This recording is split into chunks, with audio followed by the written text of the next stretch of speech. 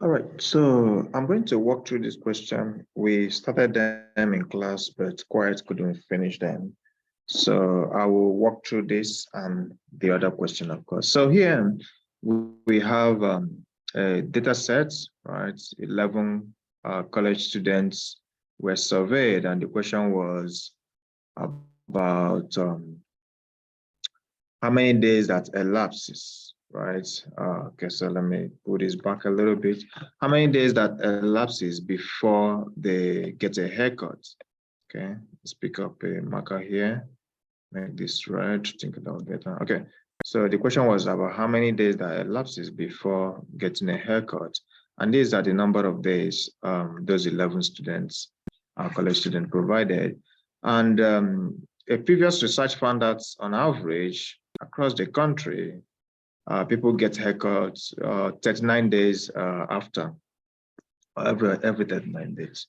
So this question is trying to verify whether this claim is true for college students, right? So 11 persons were surveyed, and this was the data. And we are required to conduct this hypothesis test of verification of this claim using alpha of 0.10, right? Alpha of 10%.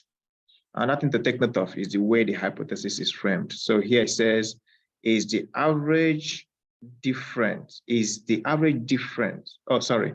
Is this average, right, different for college students? That is the question. So the key word there is the average different? Okay, so whenever you see this kind of phrasing, it means that, for example, in this question, the hypothesis, and we should start by answering the question already. So let's go to question A. Question A says, what type of test should we use for this study, right? Okay, so if you drop down this menu, we have two options. You have the option whether this is a t-test that we're supposed to use or whether it's a z-test. And if you remember, we did mention that you use z-test when population standard deviation is known, you use z-test, right? And when population standard deviation is unknown, so when population standard deviation is unknown, we use t-test, right? Okay, so in this case, we don't know the population standard deviation, of course, but we can get the sample standard deviation, you know. So, but remember, you only use z-test when you can, or when the population standard deviation is known. Okay, so in this case, we don't know that. We can get the sample, but we don't know the population. So let's go ahead and try to answer some of these questions. So for the first one, it says for this study, we should use a t-test. So the answer here should be a t-test, of course, because we don't know the population standard deviation. The second one here, question B, says the null hypothesis, how should it be stated? So the null hypothesis, if you drop down this menu, one of the options is, of course, the mean. So the null hypothesis here should be the mean. And this selection would have like 4 options, right? One will be, let me use a different color to mark those options. One will be equal to, you have greater than, you have less than, you have not equal to, okay? So the one to use here, of course, will be equal to, let me change back to red. So for red, this will be equality sign because this is the null hypothesis. The null hypothesis always stated with the equality sign. Okay, so over here, we're testing whether the claim is true, right? So we're testing whether that claim is true. So in essence, the null hypothesis is whether the mean is equal to 39 days. Okay, and the alternative, of course, is gotten from this keyword here, different. So the question is not saying, is it less than? We would have used this value, this one here, right? Is it greater than? Sorry, so I should take that back a little bit, I think. Let's get that. So if the question has says, is it less than? If the word here, instead of, let me use green again, instead of different, if the word less than had been used here, then we would have, of course, picked this value. I mean, use this symbol here. in the alternative hypothesis. If greater than, so if greater than was the word you used there, of course you use greater than symbol here, right? But it says different. So it's asking you whether it's different. So that implies that the correct answer will be not equal to, okay?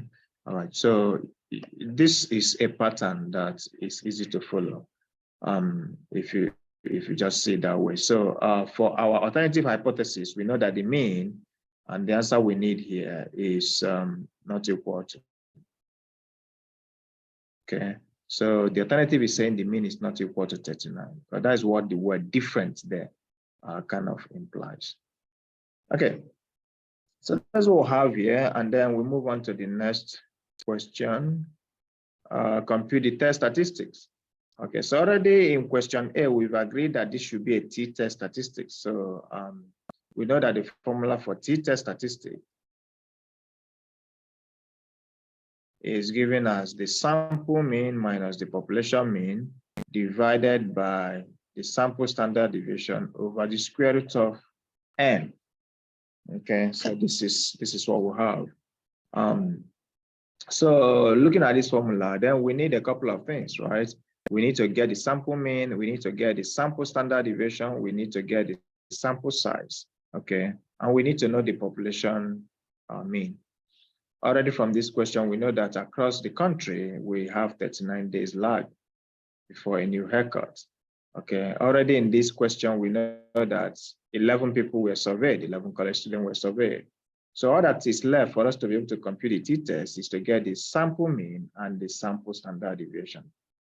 Okay, in chapter 2, not chapter 2, I think it's chapter 3 or 4, we studied how to compute the sample mean and the sample standard deviation using sample data. So we're going to repeat that here. Okay, so if you're comfortable with that, you can skip forward in this video to continue the solution. But if you're not, just follow through with the working and build comfort with that. So I'm going to pick up a new page to solve that here. So first, let's go ahead and have all the numbers written down very quickly. So here I have the data points 40, 26. Okay, let me put it on a vertical column already so it saves our time. So our data here is 40, you have 26, another 40, another 40, 44, 38, 35. Okay, let's scroll this up.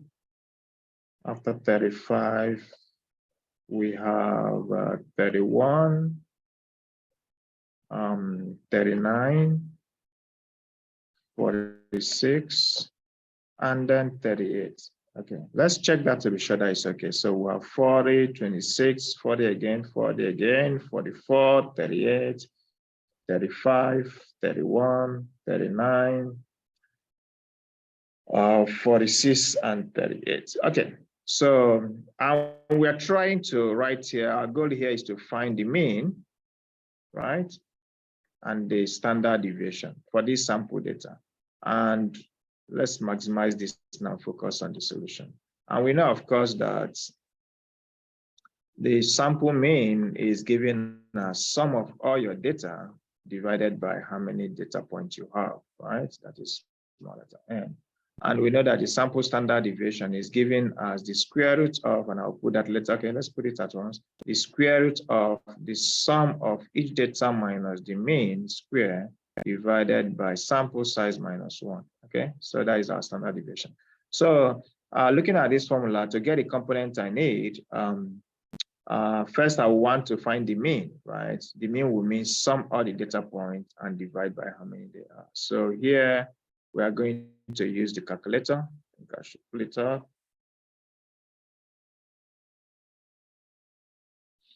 Okay. So let's keep this by the side here and add these data points. Okay, so over here we have I think I should use the keyboard to be quicker. We have 40 plus 26 plus 40 again, plus another 40, plus 44, plus 38, plus 35, plus 31, plus 39, plus 46, plus 38, okay? So that gives us 417. Okay, so I'm gonna do this a second time just to confirm that. So but let's have that written down here. So let's say here, we're trying to solve the mean at the moment. So the sum of the data is 417 divided by the sample size, which is 11. But let's compute that again just to be sure, okay? So let's clear this and repeat that process. So we have 40, okay? So we have 40 plus 26 plus 40 plus another 40 plus 44 plus 38 plus 35 plus 31 plus 39 plus 46 plus 38. 417, so that should be correct. So 417 divided by 11 will give us 37.909. Okay, so that will be our sample mean. So 37.909. It's normally safe to work with 4 digits. So let's make it 4 digits. So 37.9091. So this will be 37.9091. Okay, that's our sample mean. And so looking at this formula again, we've gotten one of the piece of item we need, but we also need the standard deviation. So looking at the formula for standard deviation, you see that we could create a second column here. We definitely, need a column that is data minus the mean or squared, right? We need that column. So I'm gonna do this with calculator here, and you can, practice and be sure that you're able to do the same thing. So we have 40. I'm doing that with calculator on my hand. I think that will be quicker. So over here, the first data point is 40 minus the mean, which we got as 37.9091. And that gives me 2.0909. I'm going to square that. And what I have to 4 decimal places is 4.3719. Okay, so we do the next one. I'm going to bring back the one I had earlier, just change 40. So here we have 26 minus the mean. That gives me negative 11 point something raised to the power of 2. So over here, I have 141.8267 to 4 digits. Okay, so we go to the next one is 40. So I know that it will be the same thing as 4.3719. And this as well will be something as 4.3719. So we go to 44 now. And here, 44, change that to 4, square that. I have 37.0991. So 37.0991. The next one is 38. Let's go to that. 38. Subtract, square that. I have 0.0082 or 83 rather. So I have 0.0083. Okay, let's move to the next one is 35. Change that to 35. Raise it to the power of 2. We have 8.4629. So 8.4629. Okay, so the next one will be 31 minus the mean. And of course, what we're doing is each data minus the mean. So this one is 31 minus the mean, which is 37.9091. Okay, so when you subtract that, you get negative 6.9091. Raise that to the power of 2, you get 47.7357. So we have 47.7357. Okay, so we go to the next one, which is 39. So 39 minus the mean raised to the power of 2 gives us 1 point. Let's scroll this up a little bit. Gives us 1.1901. So you have 1.1901. And then the next one is 46. So you have 46, subtract 37.909, raised at the power of 2, you get 65. Okay, that's not written properly. Let's rewrite that quickly. Delete the value. So we have 65.4627. So you have 65.4627. Okay, the next one is 38. You subtract the mean from that. So 38 minus 37.9091, you get 0.0909 raised at the power of 2. You have 0.0083 as before. Okay, so these are my value. I'm hoping they are correct. I walk through this again just to be sure. So now, if you look at the formula here, we need to sum these values. That is what the numerator of this formula is saying. The numerator says we should sum them up. So we're going to sum these values here to get the sum.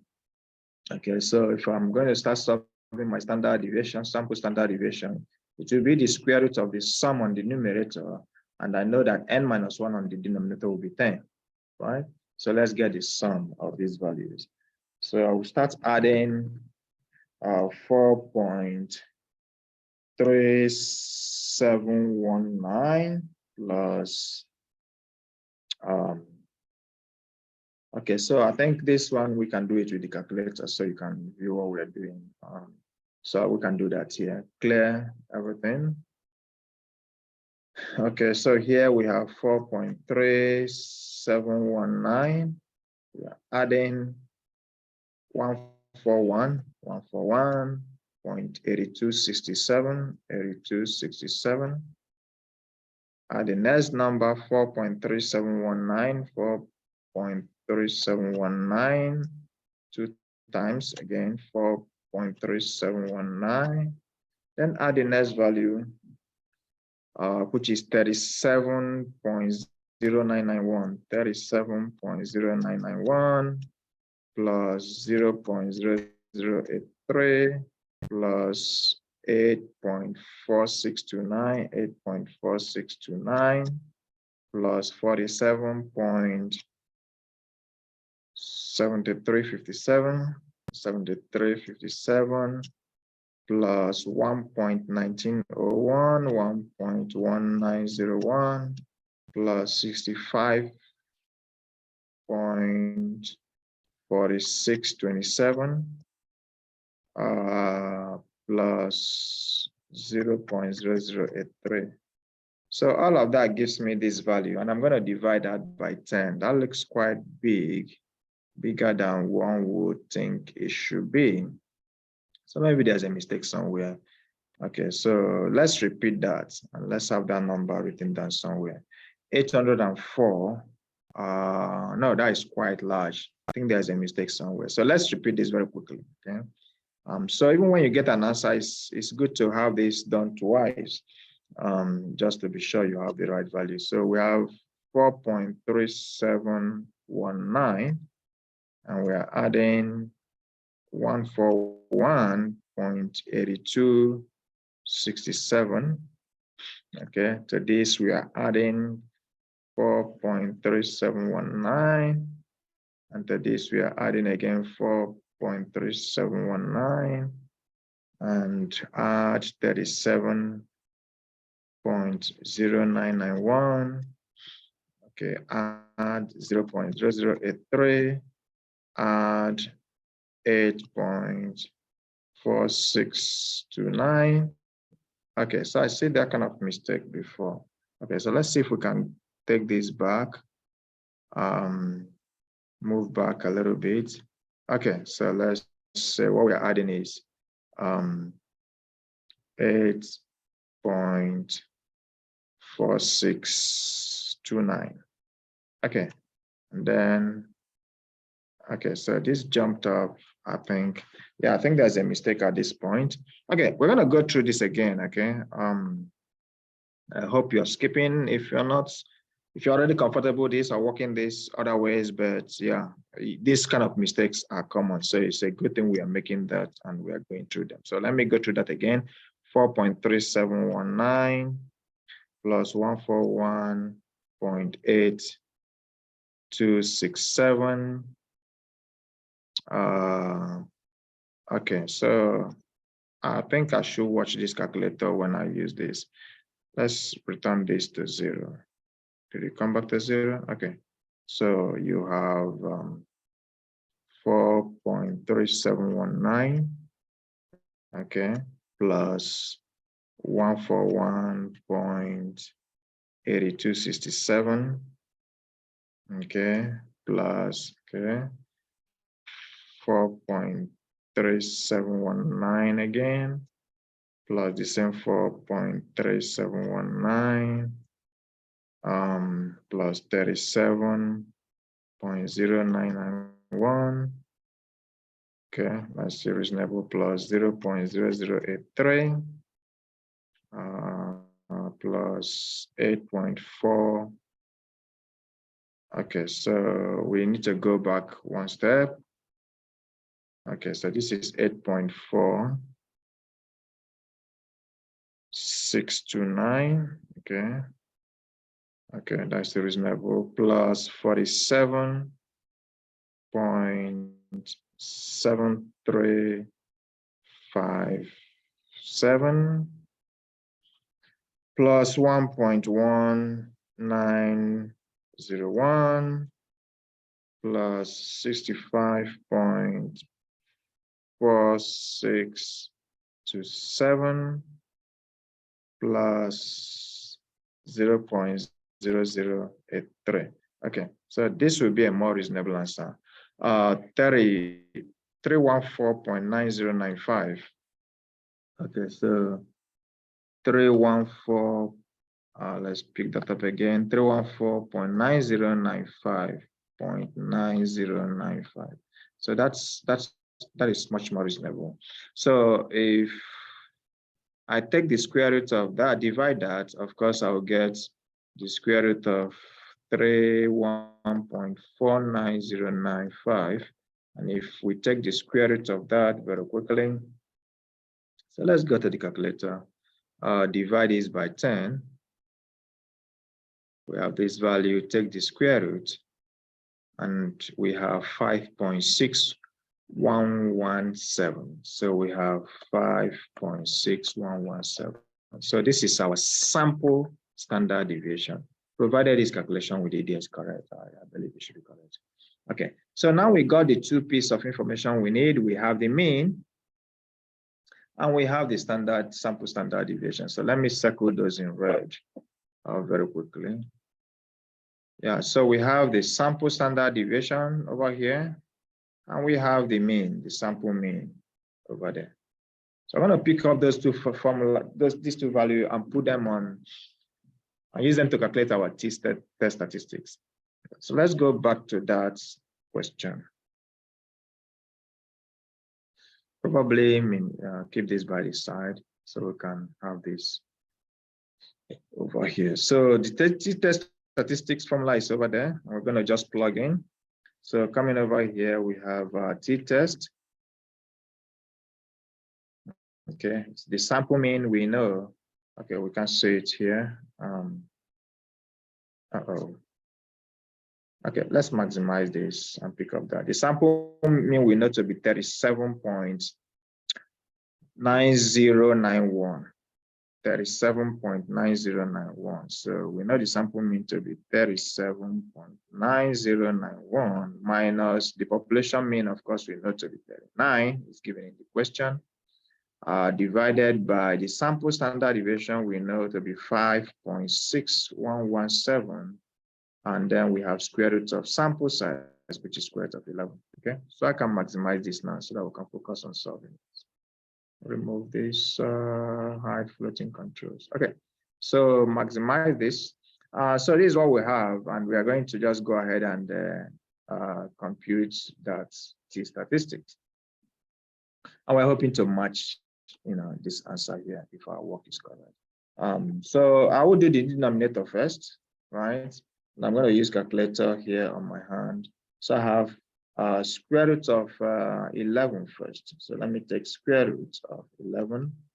I got a value here. Then I have 5.6117 divided by what I got as square root of 11, which is 3.316624679. Using all of them, but if you use up to 4 digits, that's fine. So on the denominator, I got, so let's finish up here. So my t-test, on the denominator, I got 1.69199. So let's round that off. So that will be 0 here. So this will give you 20. Okay, if you round it off. So that's what we have on the denominator. This is point here, 1.6. Okay, so on the numerator, of course, you have 37.9091 minus 39. And we have negative 1.0909. Okay, so if we divide that numerator by the denominator, which is 1.6920, we end up with negative 0.6447. Okay, so that's value we have. And of course, if you round this to 3 decimal places, which is what the answer needed, you have 0.645. Okay, and that is your test statistics. So this is negative 0.645. Okay, I hope this is making sense. And I also hope that what I am solving, you are seeing it. So it's like when we hide the control, it's kind of difficult to be sure that everything is still showing, but I hope you are seeing that. Okay, so let's continue. So this is what we have, right? As our t-test statistics. Now we go on to answer the remaining questions, which will be much more quicker after we've gotten the test statistics. So over here, you have your p-value, right? The p-value is what we compute next. And we did this in class. I'm going to repeat that very quickly. So what you do is to use your t-test statistics and compute your p-value. And the p-value will be done in Excel. Let me change this to green. So you go to Excel and you look for the function c.dist, okay, .toTail. Okay, if you're using toTail, and it will require you to improve two things: your test statistics and your degree of freedom. Okay, so our test statistics here, this X here, will be equivalent to negative 0.645, but it's using the right tail. So if I should illustrate this better, let me pick up the other page that we're solving with. Let's maximize that. So essentially, what we got right now is you have a distribution like this. Okay, so you have a t-test statistics on the negative part, negative 0.645. Okay, but when you go to Excel, Excel will want to use the positive value. So you are using the equivalent value, which is 0.645 as well, which captures the right tail. Okay, so this is the t-test statistics we use in Excel, knowing that it's a mirror image of this one, because your p-value right now is this area. This is the area you're trying to calculate. This is your p-value. Okay, so, and it's equivalent to this area here, since we are doing today. Okay, this is also p-value. right? Okay, so let's go to, so you're just trying to find this area. And so we're going to use Excel to help us compute that area. So let me go ahead and open up Excel here. Okay.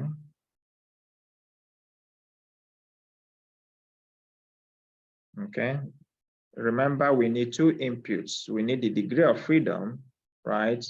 And let me go back to this very quickly and finish up that. So, you know, in the Excel, once you type in your t.dist, representing distribution, and you're putting two-tail because you're doing two-tail tests, you need your x, which is your test statistics. So there we're going to input 0.645, comma, you need your degree of freedom. And remember, degree of freedom is sample size minus 1. So we know we have 11 students here. And so 11 minus 1 will give us 10. Yeah. So in Excel, this is the value we put in to get the test statistics.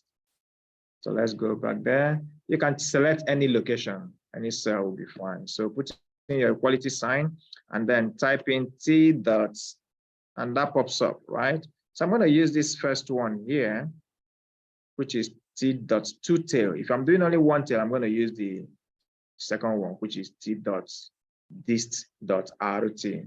That is like a right tail. Okay, so we're using the two tail because we are doing a two tail. So again, test statistics is 0.645.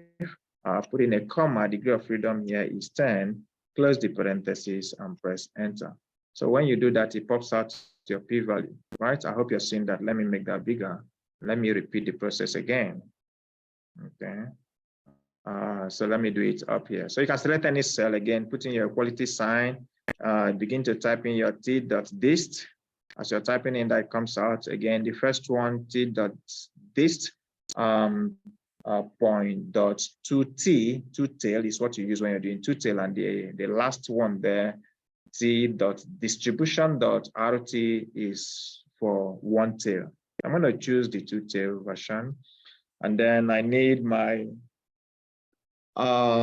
test statistics, and that is 0.645. So you put in the positive one, not the negative one, right? And I think I should experiment with that. So if you put in the negative one, 0.645, and put in your degree of freedom, which is 10, and close your parentheses, going to pop up an error message. Okay, so let's correct that. Again, you have equal to t dot distribution. You're using two tape, which is second one. I can just click on that.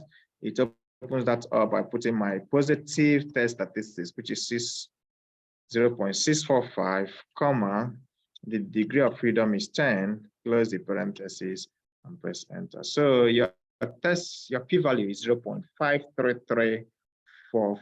So let's go back to our worksheet, to the worksheet. So here, our p-value, when we put in the right value here, so when we did here, so all we did was t.dist dot two tail, right? And we put in 0.645 and put in degree of freedom 10. We ended up getting 0.533. Let me see what that is again. 0.53344. So it's off a little bit from the answer they got. 0.53344, but here we have 0.534. So it's very close. It's close enough. Okay, so I will normally go back and correct this. If you extend the decimal places in your work, of course you're going to get the exact value. Take for example, let me see here. We got the original value we got for test statistics before we approximated it was this one, right? If I use this in the t distribution in the cell, it might give me the accurate p-value. So let's try that, 0.6447. Okay, so assuming instead of having this, let me do it by the side here. I'll do it over that. It doesn't correct. So assuming instead of having that value, we have two dist. I'm using two tail. Okay. Let's do that properly. Is equal to t.dist. And I'm using two tail. Let's click on that instead. Then type in your value 0.6. Let's use the bigger number, 447, or the more decimal places. Let's see if we can approximate exactly the value you have. And degree of freedom is 10. So if you enter here, you now get something different, which is better, right? Approximately what they have. So you have 0.53363 as your p-value. So if I go back to our worksheet, so if what we have here is 0. Let me open it again, is 0.53363. So if what we have is, instead of this value, if what we have is 53363, if you run this off, you're going to get approximately 0.534, which is the exact value they have. But not to worry about these decimal places differences. Just if you get something close enough, I will know it's correct and we'll go back and grade it. Okay. All right. So that is how to get your p-value in answer to that question. So we go ahead and answer the remaining part of the question. So the question E, let's choose a different color to make it distinct. Let's use purple. Question E is asking us to compare p-value with alpha. So over here, if you drop down this main, it's asking you whether p-value is greater or less. So we know that p-value is 0.534. And we know that alpha is over here is 0.10. Okay, let me make this bigger also. So alpha is 0.10. So if I go down to the question, it will imply that p-value here is greater, right? Is greater than alpha. Okay, because alpha is 0.1, p-value is 0.5. So p-value is 0.5. So if p-value is greater, remember the lecture in class, if p-value is greater, then we reject, if p-value is greater, we fail to reject the null. Okay. So base for question F, let's pick a different color to mark that. For question F, we could use blue. Okay. So for question F, it's saying based on this result, on the p-value result, we should fail to reject. We should fail to reject. Remember, you don't accept the null, you fail to reject the null. So we should fail to reject the null hypothesis. That is the answer here because p-value is bigger. If p-value is less, then we should reject the null hypothesis. Since it's bigger, we fail to reject the null hypothesis. And if I should give you a diagram on that to explain that a little bit what we just did, we should go to the next page. Okay, so let's try to pick up another page here. Okay, so what we just did was that we did our decision. I decided to use alpha of 0.10, right? And then you are expected to go in, collect your data. Okay, let's use the lighter blue. Collect your data, and then decide on what is your p-value, right? So here, and I'm using one tail to illustrate this. Our question was two tail, so but just to make this illustration. So here we got a p-value that is 0.534, right? So the question is, you're trying to compare these two. So remember, if I should go back to the red, okay, so if you superimpose this shape on top of this one, you'll find out that if you're shading the blue shade area here over this, over the red, because it is bigger, it's going to cover all the red area, which is just 0.1. This is 0.5. So it's going to cover all that red area and come into this white space, right? You know, the white space is the non-rejection region. So once it comes into this white space, then you're going to fail to reject, right? Because the idea is that the middle is here. Once you come into this white space, you say you're very close to that mean. So you can't say the mean is wrong, right? So that is why you're failing to reject. But if p-value was smaller, when you're shading into this area, it won't cover the red. It will stop somewhere in the middle. So it is far enough from the middle here. So you can fail to reject. Okay, so I hope that kind of helps. And we'll repeat this again in class on Tuesday with another set of questions. So the answer here is that we'll fail to reject, okay, the null hypothesis, and then you go ahead and make your decision. I mean, answer the final question. So the final question, let me pick a different color. Let's go with, I think that is gold in color. So we are picking G. We are looking at G right now. Okay. So which of these option is correct? Right. Once you fail to reject the null hypothesis, then you must support the alternative. Right. It means you have evidence to support the alternative. So let's look at each of these questions which agrees with that statement. The first one says the data suggests that the population mean number of days between haircut for college. So let's write this down here to be sure of what we're testing. We're testing that the mean, the null hypothesis says the mean is 39. And the alternative, because we are doing two-tailed, is saying, I don't know what the mean is, but I know it is different from 39. Okay, so now, after doing your test, you fail to reject the null, which means you fail to disagree with this result. So you're kind of agreeing with it, but we don't accept it, but we just fail to deny it or to reject it. So let's look at the option again. So the first one says, pick up the right color. The first one says, the data suggests the population mean number of days between haircut for college students is not significantly different from 39. And that is what we have. It's not significantly different because we fail to reject. Okay, so there is insufficient evidence to conclude that the population mean number of days between haircuts for college students is different from 39. So there is not enough evidence to suggest that this answer is true, right? So there's not enough evidence to suggest that it is different, because this alternative is saying it's different. So since you fail to reject the null, you're saying there's not enough evidence to support the alternative. So option A matches this correctly. So that will be the correct answer. The other two are wrong.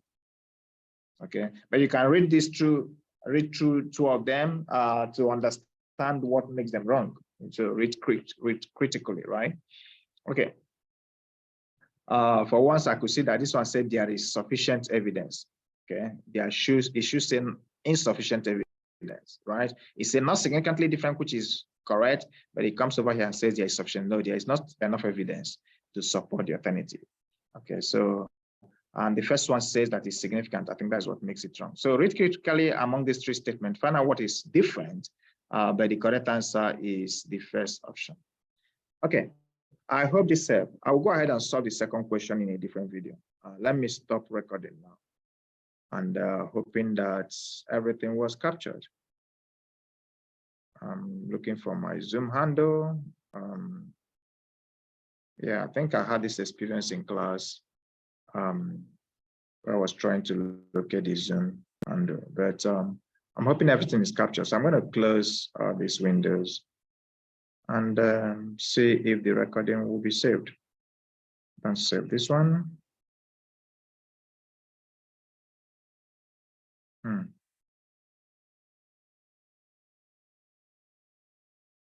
Okay, so I will take it that everything had been captured.